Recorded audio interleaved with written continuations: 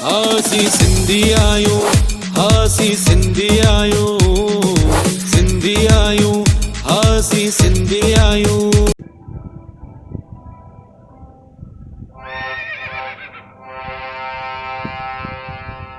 एक दिन की बात है। राजकुमार इंद्र अपने दोस्तों के साथ शिकार पर निकले थे। उन्हें एक सुंदर हिरन दिखा। राजकुमार ने उस हिरन का पीछा किया, पर थोड़ी देर में ही हिरन जंगल में गायब हो गया।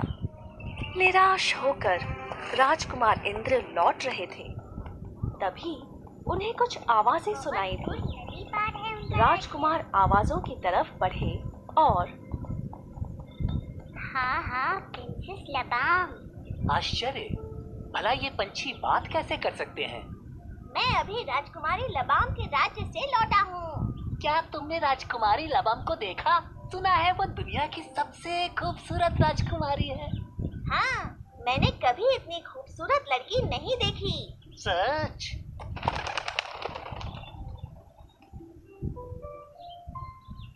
रुको रुको, मुझे बताओ, ये राजकुमारी लबाम कहाँ रहती है? अब तक सभी पक्षी उड़ गए और राजकुमार इंद्र निराश हो गए। राजकुमार इंद्र अपने राजमहल लौट आए।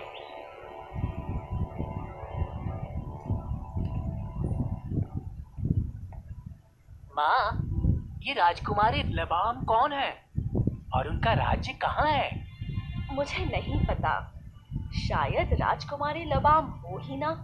पर मैंने खुद उनके बारे में सुना है, बोलने वाले पक्षियों से। क्या मैंने बोलने वाले पक्षी सुना?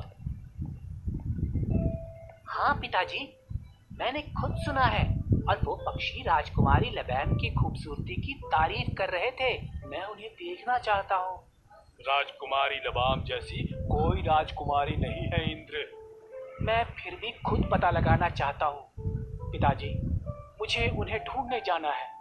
राजा धैर्य सिंह और रानी रूपवती ना चाहते हुए भी अपने लाडले राजकुमार इंद्र को जाने की अनुमति दे देते हैं और अब राजकुमार इंद्र अकेले निकल पड़ते हैं अपने सफर पर, राजकुमारी लबाम की खोज में।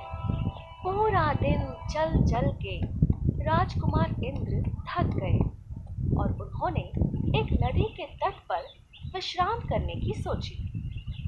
उन्होंने नदी का पानी पिया और फिर अपने भोजन की गठरी खोली।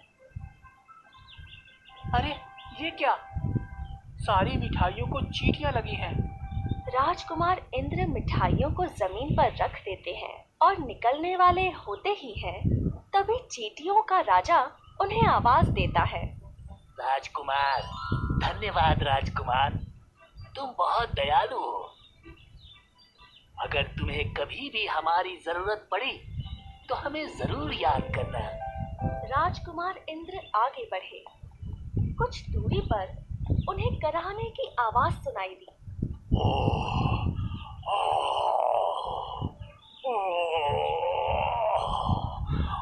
वहां एक शेर दर्द के मारे कराह रहा था।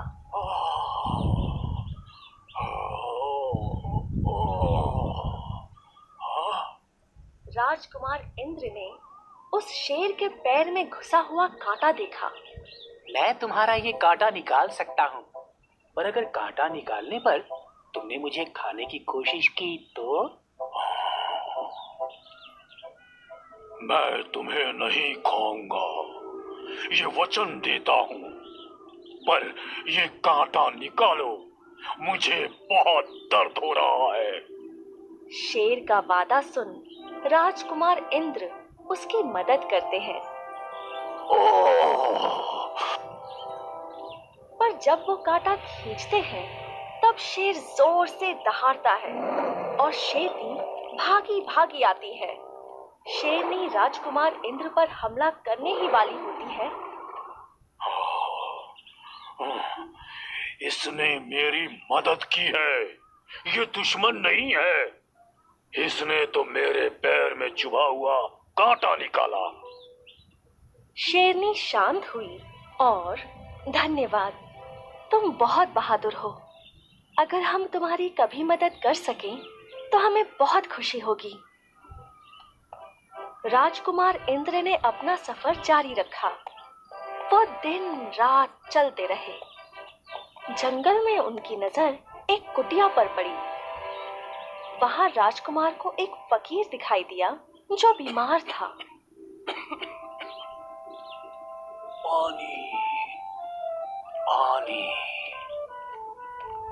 ये लीजिए बाबा, पानी पीजिए।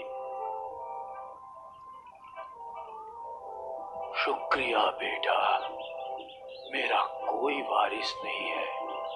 अब मेरी तीनों जादुई चीजें तुम्हारी हुई। जादुई कालीन, ये तुम्हें जहां चाहे वहां ले जाएगा। जादुई झोला, इसमें से तुम जो चाहो वो तुम्हें मिल जाएगा, जैसे धन दौलत। और ये आखिरी जादुई तलवार, इसे जरा संभल के इस्तेमाल करना, क्योंकि इसके वार से कोई नहीं बच सकता। तीनों जादुई चीजें पाकर राजकुमार बहुत खुश हुए। जादुई कालीन, मुझे राजकुमारी लबाम के राज्य ले चलो। अब राजकुमार इंद्र राजकुमारी लबाम के राज्य में थे। उन्होंने यहाँ वहां पूछताछ की और शाम होने की राह तकने लगे। शाम हुई और राजकुमारी बालकनी में आई। राजकुमारी लबाम बहुत खूबसूरत थी। राजकुमारी लबाम बहुत सुंदर है, इन्हें नजदीक से देखना चाहिए। राजकुमार इंद्र उनकी खूबसूरती से मोहित हो गए। आधी रात का वक्त था और राजकुमार अपने जादुई कालीन पर बैठे। जादुई कालीन, मुझे राजकुमारी लबाम के कमरे में ले चलो।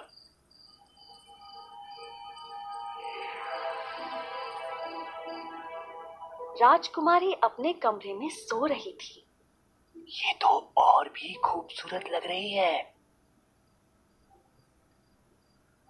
जादुई झोले, मुझे दुनिया की सबसे सुंदर अंगूठी चाहिए। अंगूठी पहनाने के लिए जैसे ही राजकुमार इंद्र ने राजकुमारी लबाम का हाथ छुआ, कौन हो तुम? यहाँ क्या कर रहे हो? मैं राजकुमार इंद्र हूँ, राजा धैर्य सिंह का पुत्र। मैंने आपकी खूबसूरती की बातें सुनी थी और वो सब सच है। मैं आपसे शादी करना चाहता हूँ।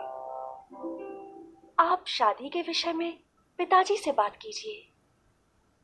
राजकुमारी वहां से शर्मा कर चली जाती है। प्रणाम, मैं राजकुमार इंद्र हूँ, राजा धैर्य सिंह का पुत्र। मैं आपकी पुत्री राजकुमारी लबाम से शादी करना चाहता हूँ। मेरी पुत्री से शादी करने के लिए मेरी 3 शर्तें पूरी करनी होंगी। क्या तुम्हें ये मंजूर है? हाँ राजा जी, मंजूर है। मेरी पहली शर्त है, तुम्हें 10 बोरी सरसों के दानों का 1 दिन में तेल निकालना है। राजकुमार इंद्र ने हाँ तो बोल दिया, पर अब सेवक उन्हें तेल निकालने की चक्की के पास ले गए और अब राजकुमार इंद्र सोचने लगे कि इतने सारे सरसों के दानों से तेल कैसे निकालें। तभी उन्हें चींटियों की याद आई। चींटियों के राजा, मुझे तुम्हारी जरूरत है।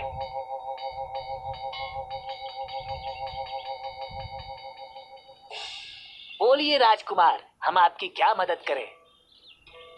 मुझे इन सारे सरसों के दानों का तेल निकालना है। ये काम हम कर देंगे, आप आराम कीजिए। मेहनती चींटियां बड़ी फुर्ती से सरसों का तेल निकालने लगीं और कुछ ही घंटों में सारे सरसों के दानों का तेल निकल गया। राजकुमार इंद्र खुश थे कि पहली शर्त पूरी हुई। हमारे राज्य के अंत में एक गुफा है, वहां 2 दानव हैं।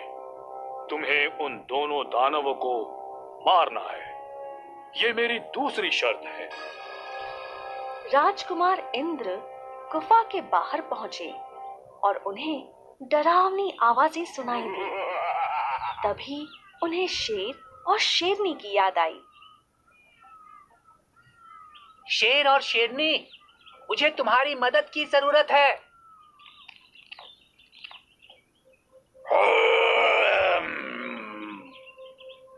बोलो दोस्त। मुझे इन दोनों दानवों का अंत करना है। ये हम पे छोड़ दो, आज हम भर पेट खाएंगे।